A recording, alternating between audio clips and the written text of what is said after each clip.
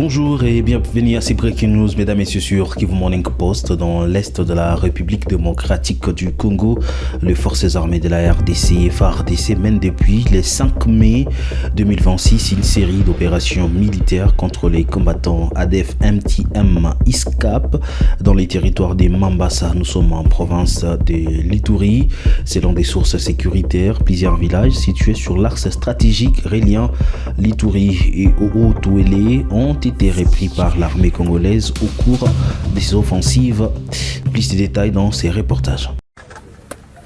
Mes respects, Son Excellence, Monsieur le Gouverneur et commandant des opérations, mon général. Aujourd'hui, nous sommes venus pour vous présenter les résultats de l'effort opérationnel que les hommes ont fait sur le terrain en collaboration avec les services de renseignement et la collaboration de la population. Nous avons mis la main sur une cache d'armes à Mabanga. C'est ainsi que nous venons vous présenter. Avec votre autorisation, mon général, je vais donner la parole à l'SD, au TD, pour vous présenter l'arsenal que nous avons saisi entre les mains de l'ennemi. À vos ordres, mon général. Devant nous ici, nous avons 15 caisses de munitions AK en raison de 1500 par caisse. Si nous faisons la multiplication, c'est quelque chose de 22 000 jusqu'au-delà. C'est ça, ces caisses donc de munitions AK. Et ici, nous avons aussi les box de munitions. Nous avons 61 pour les munitions PKM. Nous avons aussi 40, c'est ça. Ça c'est pour les donc, AK. Ça c'est pour les PKM. Il y en a comme ça 60 pour PKM et 40 pour AK. De l'autre côté, nous avons les bombes de RPG-7. Et ces bombes ici, nous en avons 64. Bombes de RPG-7. Voilà, ce sont ces bombes ici que vous voyez. Et tout ça, ça a été récupéré toujours à Mabanga. Nous avons aussi les chargeurs. Nous avons 85 chargeurs des AK qui sont garnis. Nous avons 73 chargeurs qui sont non garnis. Nous avons deux armes qui ont été ramassées. Ce sont les armes AK. Parmi donc, c'était aussi enfoui dans les lots de ces munitions. Pour les mortiers 60, nous avons comme ça 40 bombes donc de mortiers 60. C'est comme ça. Les gaz lacrymogènes qui sont là-bas sont au nombre de 10.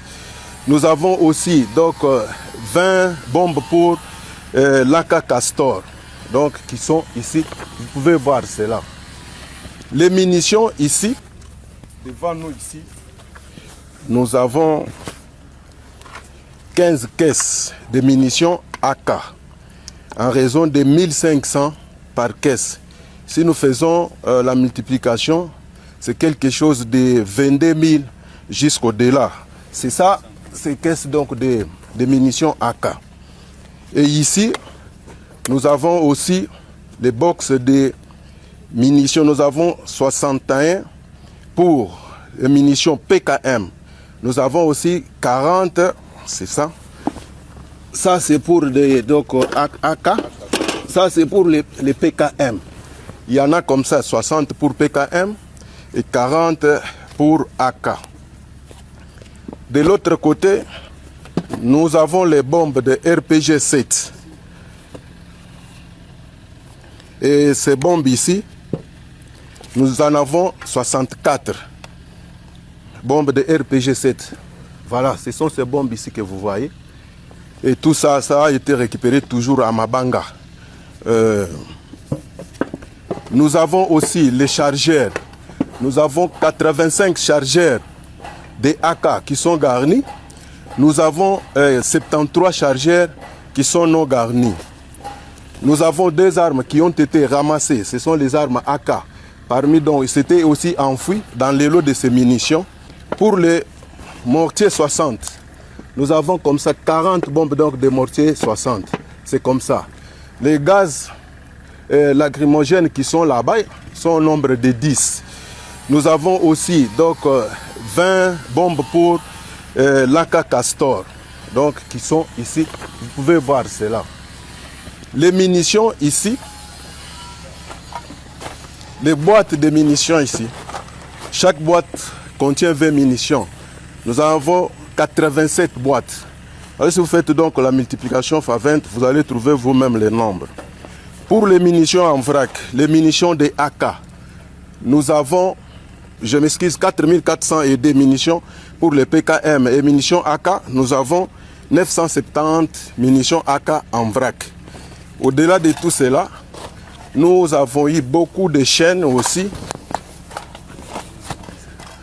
Les chaînes de PKM, comme vous pouvez les constater, il y a les autres qui sont assez courtes, les autres sont de 100, 150, 125, les autres sont un peu moyennes. On peut en compter donc à peu près 28, et comme ça. Et toutes ces chaînes ont environ 4204 coups de PKM. Et aussi, donc, nous avons cette chaîne de 172 coups, 153 coups main qui n'est pas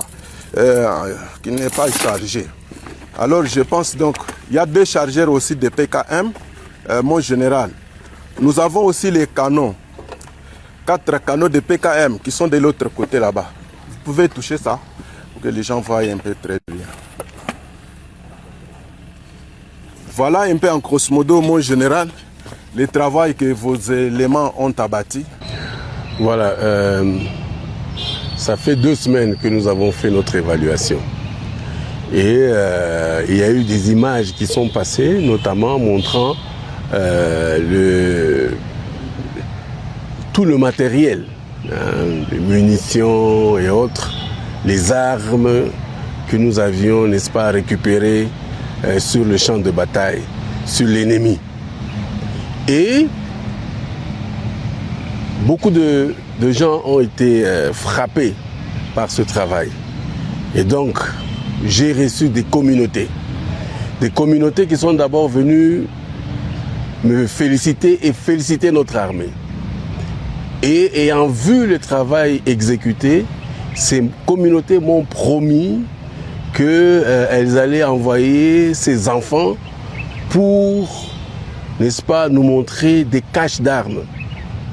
Et voilà, j'ai eu, n'est-ce pas, avec le concours des communautés, avec nos militaires qui sont sur le terrain, voilà que nous venons de découvrir cette cache d'armes qui contenait beaucoup de munitions.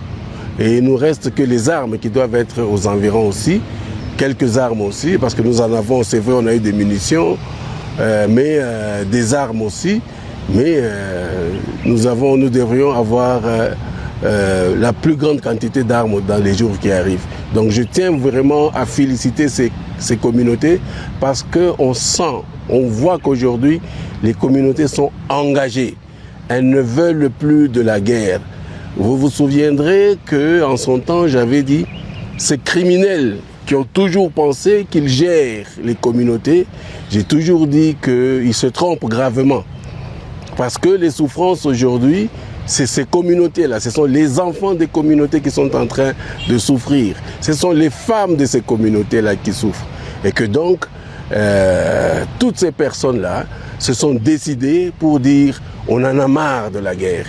Ils connaissent, ils savent, ces personnes savent que ce sont les enfants, ces enfants, leurs enfants, n'est-ce pas, qui sont allés cacher ces armes. Ces communautés savent où se trouvent ces armes. Et donc, je les encourage encore de nous donner les informations et même de donner aussi des informations sur ces groupes armés, sur ces éléments, où ils sont aujourd'hui en ce moment, pour ceux qui se cacheraient, pour qu'ils soient traqués jusqu'à leur dernier retranchement. Voilà. Il préférait...